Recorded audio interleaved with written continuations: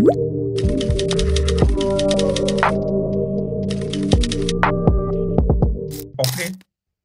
Procurement भनेको public मनीलाई चाहिँ प्रयोग गरेर कानुनको परिधिभित्र रहेर सार्वजनिक निकायले गर्ने खरिद भन्ने हामीले बुझ्नु पर्यो होइन। सिम्पल अहिलेसम्मको हामीले प्रस्तुतिलाई हेर्ने हो भने अब ऐन चाहिँ अहिले पनि छाता ऐनमा छ। ऐनमा भएका प्रावधानहरू चाहिँ सबैको लागि चाहिँ अनिवार्य छ, उसले त्यो ब्रेक गर्न सक्दैन भन्ने कुरा पनि हामीले बुझ्यौँ होइन। अब ऐनमा रहेका कतिपय अवस्था के त्यस्ता मूलभूत कुराहरू छन् जुन कुरा चाहिँ सबैले फलो गरिरहेछ, सबैले फलो गर्नुपर्छ भन्ने विषयलाई यसो केलाउने हो भने होइन, त्यसमा मूलभूत कुराहरू के हुनसक्छ भने प्लानको कुरा हुनसक्छ होइन, प्रोक्योरमेन्ट प्लान। अहिले हामी बिस्तारै चाहिँ म्यानुअलबाट चाहिँ अनलाइन सिस्टमतिर कन्भर्ट हुँदैछौँ। अब अनलाइनमा चाहिँ के छ त भन्दाखेरि तपाईँ जतिसुकै मूल्यको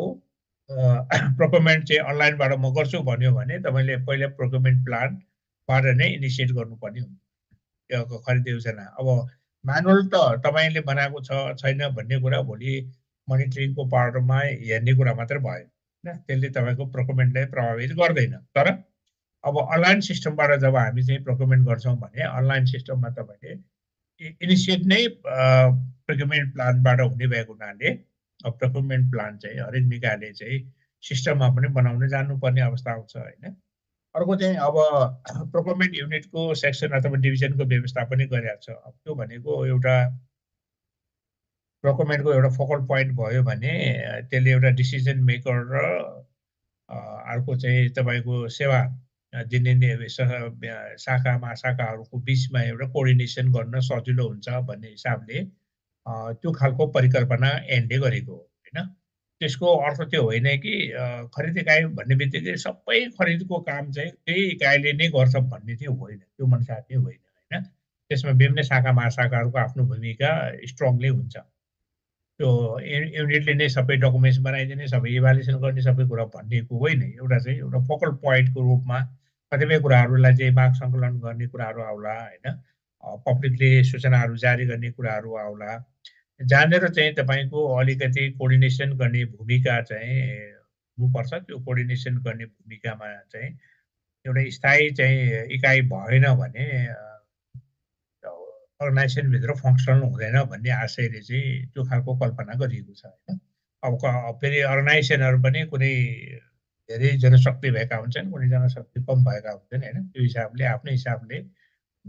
इकाइ चाहिँ गठन गरेर त्यसलाई चाहिँ कार्यान्वयन गर्न सक्छ। अर्को स्ट्यान्डिङ लिस्टको व्यवस्था पनि ऐनमा पनि छ होइन। मौजुदा सूची तयार गर्ने भने त्यो मौजुदा सूची तयार गर्ने चाहिँ के छ भने विशेष गरेर चाहिँ डाइरेक्ट प्रोक्योरमेन्टको एउटा कोटेसन अथवा प्रपोजल माग्ने हिसाबकोलाई चाहिँ त्यो मौजुदा सूची तयार गर्नुपर्छ भनेको छ। र अब कन्सल्टिङको हिसाबमा चाहिँ आरएफपीसम्म पनि मौजुदा सूचीबाट माग्न सक्ने व्यवस्था पनि छ त्यो पार्टमा चाहिँ है। अर्को प्रायोरिटी त्यो त अनलाइन प्रोक्योरमेन्ट सिस्टम। अब अलिकति बिस्तारै चाहिँ हामीले मोर प्रायोरिटी केमा दिइरहेछौँ भने विद्युतीय खरिद प्रणालीलाई नै दिइरहेछौँ होइन। अब हुन त विद्युतीय खरिद प्रणाली पनि सिस्टम अन्तर्गत मोर फङ्सनल चाहिँ अवस्था चाहिँ छैन। अब बिडिङको माध्यम चाहिँ छ, तर फुल्ली फङ्सनल चाहिँ इजिबी सिस्टम अनलाइनबाट नै प्रोक्योरमेन्टका सबै एक्टिभिटिजहरू पर्फर्म हुने अवस्था चाहिँ अहिलेसम्म पनि इस्टाब्लिस हुन सकेको चाहिँ छैन होइन। कति अब बढी चाहिँ अपलोड गरेर फाइलहरू अपलोड गरेर बिडिङ गर्ने, उताबाट पनि अपलोडै गरेर चाहिँ फाइल अपलोड गरेर नै बिड प्राप्त हुने त्यो खालको देखिन्छ। अब त्यहाँभित्र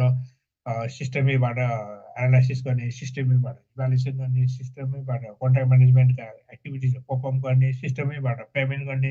यो सबै कुरा क्रियाकलापहरू चाहिँ फेरि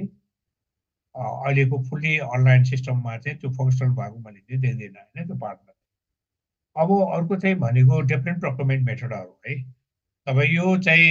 खरिद गर्नको लागि पनि त तपाईँको कुन विधिबाट खरिद गर्ने भन्ने कुरा छ नि त होइन। त्यो वर्क्स होस्, गुड्स होस्, कन्सल्टिङ होस्, यसले भनेको विधिभन्दा फरक ढङ्गले हामी खरिद गर्न सक्दैनौँ होइन, जसलाई हामी प्रोक्योरमेन्ट मेथड भन्छौँ। तपाईँले ऐनमै त्यो कुराहरू चाहिँ लेखिदिएको छ त्यो पार्टमा। अर्को चाहिँ स्ट्यान्डर्ड बिडिङ डकुमेन्टहरू सार्वजनिक खरिद अनुगमन कार्यालयले जारी गरेको डकुमेन्ट चाहिँ प्रयोग गर्नुपर्छ भनेको छ होइन भनेपछि हामीले आफ्नो सार्वजनिक खरिद अनुगमन कार्यालयले जारी गरेको डकुमेन्ट्स हुँदाहुँदै अरूको बेसमा हामी प्रयोग गर्न नसक्ने होइन हुन त अहिले सार्वजनिक खरिद अनुगमन कार्यालयले सबै सेक्टरको आवश्यक सबै डकुमेन्ट्सहरू बनाइसकेको अवस्था चाहिँ देख्दिनँ होइन कतिपय अवस्थामा तपाईँको नेपाली भर्सन पनि चाहिन्छ होइन अब खालि त्यो अङ्ग्रेजी भर्सन पनि मात्र छ त्यो पनि सबै सेक्टरलाई समेटेको छैन त्यो जस्तै तपाईँले भनौँ न माल सामान खरिद गर्नु पर्यो हामीले डकुमेन्ट चाहियो ठिक छ 20 लाखभन्दा माथि हामी राष्ट्रिय स्तरको बोलपत्र आह्वान गर्छौँ त्यो पनि केही आपत्ति छैन तर अब तपाईँको राष्ट्रिय स्तरको बोलपत्र माल सामानको क्याटेगोरीभित्र पनि त डिफ्रेन्ट क्याटेगोरीको कुराहरू आउला नि त होइन हेल्थ सेक्टरको खरिद गर्नु पर्यो भने एउटा खालको आवश्यकता होला होइन इक्विपमेन्टहरू खरिद गर्नु पर्यो अर्को किसिमको आवश्यकता होला भने चाहिँ अब्जेक्टिभ हिसाबले प्रोक्योरमेन्टको नेचरको हिसाबले डकुमेन्ट्स खोइ त तपाईँले सिरक दस्ना किन्नु पर्यो भने त्यही डकुमेन्ट एरोप्लेन किन्नु पर्यो भने त्यही डकुमेन्ट्स मल किन्नु पर्यो भने त्यही डकुमेन्ट्स बिरुवा किन्नु पर्यो भने त्यो डकुमेन्ट मिल्छ त मिलेन नि त सेक्टर वाइज आउनु पर्यो नि होइन तपाईँले बोट बिरुवा चाहिँ 20 लाखभन्दा माथि किन्नु पर्यो भने त तपाईँले त कानुनले के भन्यो नेसनल बिटमा जाऊ भन्यो अनि बोट बिरुवा किन्नको लागि प्रयोग हुने डकुमेन्ट चाहिँ अनि एरोप्लेन किन्ने डकुमेन्टसँग मिल्छ त अथवा औषधि किन्ने डकुमेन्ट अर्को तपाईँले चाहिँ जेनेरेटर किन्ने मेसिन किन्नेसँग मिल्छ त मिल्दैन भन्नुहोस् एउटा त सेक्टर वाइजको डकुमेन्ट्स हामीसँग छैन जुन कुरा चाहिँ पब्लिक प्रोक्योरमेन्ट मोनिटरिङ अफिसले बनाउँदै जानुपर्ने हो अब पनि सुतेर बसेको छ होइन त्यो खालको चाहिँ कन्ट्रिब्युसन गर्न सकेको छैन एक